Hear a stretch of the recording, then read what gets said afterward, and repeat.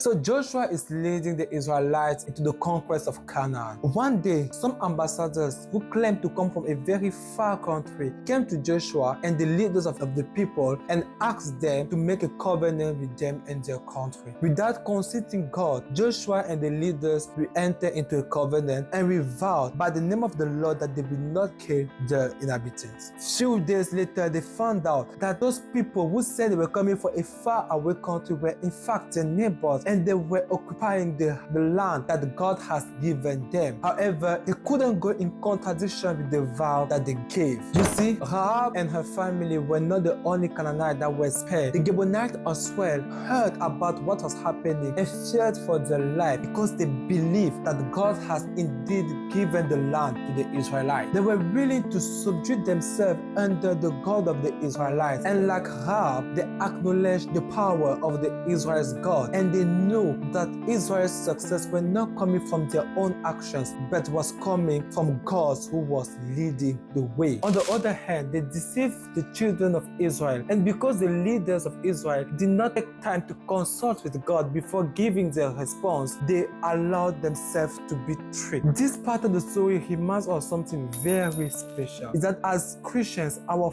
first duty is to seek the will of God so that we may not fall into the trap of the enemy.